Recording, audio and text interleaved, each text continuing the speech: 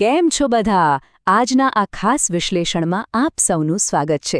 સીધા જ વાત પર આવીએ તો આજે આપણે મહાભારતની એક એવી રોમાંચક કથાની ચર્ચા કરવાના છીએ જે દરેક માટે એક બહુ મોટો પાઠ છે.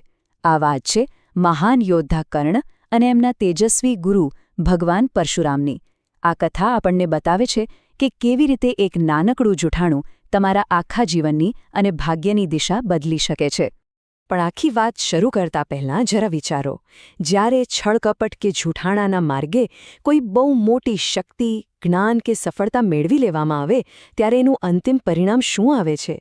શું એ શક્તિ કાયમ માટે ટકે છે ખરી? આ સવાલનો જવાબ આપણને કર્ણના જીવનના આ જ પ્રસંગમાંથી એકદમ સ્પષ્ટ રીતે મળી જાય છે. તો ચાલો સીધી જ વાત પર આવીએ. ભગવાન પરશુરામ, તમને ખ્યાલ જ હશે, અખૂટ શસ્ત્રોના સ્વામી અને બ્રાહ્મણોના ભગવાન. એમણે પોતાની તમામ વિદ્યાઓનું દાન કરવાનું શરૂ કર્યું હતું. પણ એમનો એક અત્યંત કડક નિયમ હતો: આ બધી જ વિદ્યા અને દિવ્યાસ્ત્રો તેઓ માત્ર અને માત્ર બ્રાહ્મણોને જ આપતા હતા, અન્ય કોઈને બિલકુલ નહીં. વિભાગ 1: એક મહાન યોદ્ધાની શોધ. આપણે જાણીએ છીએ કે કર્ણને વિશ્વના સૌથી મહાન બાણાવળી બનવાની અદ્ભુત ધગશ હતી. પણ ગુરુ દ્રોણે એને સૂતપુત્ર કહીને વિદ્યા આપવાની ચોખ્ખી ના પાડી દીધી. આ અપમાને કર્ણને અંદરથી હચમચાવી દીધો. એટલે એણે એક મોટો નિર્ણય લીધો. એ સીધો બ્રાહ્મણનો વેશ ધારણ કરીને પરશુરામજી પાસે પહોંચી ગયો અને એમણે કર્ણનું સમર્પણ જોઈને એને પોતાનો શિષ્ય બનાવી પણ લીધો. વિભાગ 2: છળકપટથી મેળવેલો જ્ઞાન. અહીં કર્ણે પોતાનો અસલી પરિચય છુપાવીને ગુરુ પરશુરામ સમક્ષ હાથ જોડ્યા છે. આ કેટલું મોટું જોખમ હતું! ભગવાન પરશુરામ જેવા તેજસ્વી અને ક્રોધી ગુરુના નિયમો સાથે છેડછાડ કરવાનો આ એક સાહસિક પણ ભયાનક પ્રયાસ હતો, જેમાં શરૂઆતમાં કર્ણ 100% સફળ રહ્યો. કર્ણની ટેલેન્ટને કોઈ નકારી શકે એમ નહોતું. એણે ફટાફટ અનેક દિવ્યાસ્ત્રોનું જ્ઞાન પ્રાપ્ત કરી લીધું. એના આ અદ્ભુત સમર્પણથી પરશુરામજી એટલા ખુશ થયા કે કર્ણ એમનો સૌથી પ્રિય શિષ્ય બની ગયો. એ સમયે એવું જ લાગતું હતું કે એણે રમેલો દાવ એકદમ બરાબર બેસી ગયો છે. વિભાગ 3: ગુરુ પ્રત્યેનું સમર્પણ અને અસહ્ય પીડા. બધું બરાબર ચાલી રહ્યું હતું ત્યાં જ એક દિવસ બંને ગુરુ શિષ્ય જંગલમાંથી પસાર થતા હતા. થાકેલા ગુરુજી કર્ણના ખોળામાં માથું રાખીને સૂઈ ગયા.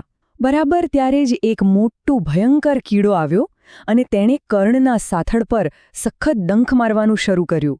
લોહી વહેવા લાગ્યો અને પીડા અસહ્ય હતી. પણ કર્ણ બિલકુલ હલ્યો નહીં. એણે વિચાર્યું કે જો એ જરા પણ હલશે તો ગુરુજીની ઊંઘ બગડશે. આખી પીડા એણે ચૂપચાપ વેઠી લીધી. વિભાગ 4: સત્યનો પર્દાફાશ. હવે આમાં સૌથી રસપ્રદ અને કરુણ વાત શું છે ખબર છે? જે સમર્પણથી કર્ણ ગુરુને બચાવવા માંગતો હતો એનાથી જ એના જૂઠાણાનો પર્દાફાશ થઈ ગયો.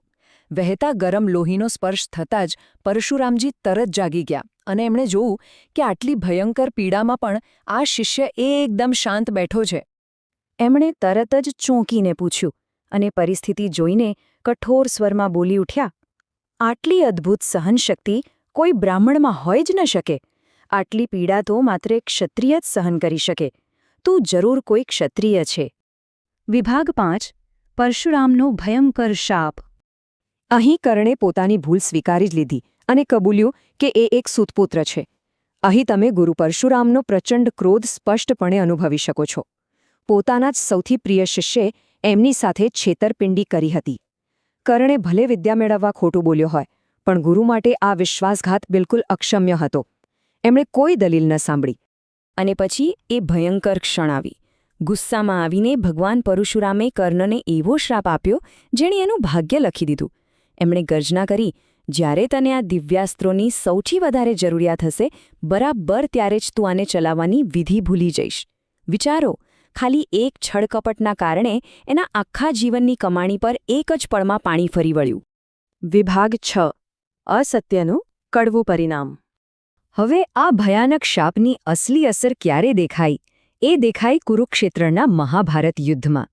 જ્યારે કર્ણ અને અર્જુન વચ્ચે અંતિમ અને સૌથી નિર્ણાયક યુદ્ધ ચાલી રહ્યું હતું, ત્યારે કર્ણને એના દિવ્યાસ્ત્રોની સૌથી વધુ જરૂર હતી અને શાપના કારણે બરાબર એ જ સમયે એની સ્મૃતિ જતી રહી.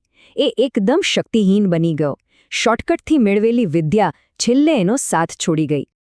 આખરે આ કથાનો મુખ્ય સાર શું છે? એ જ કે અસત્ય કે છળકપટ કદાચ તમને થોડા સમય માટે ખુશી, સફળતા કે શક્તિ આપી શકે છે. કર્ણને પણ શરૂઆતમાં મળી જ ગઈ હતી ને. પણ યાદ રાખો, જૂઠાણાના પાયા પણ ચણાયેલી ઇમારત ભવિષ્યમાં મોટી મુશ્કેલી અને સંપૂર્ણ વિનાશ તરફ જ દોરી જાય છે.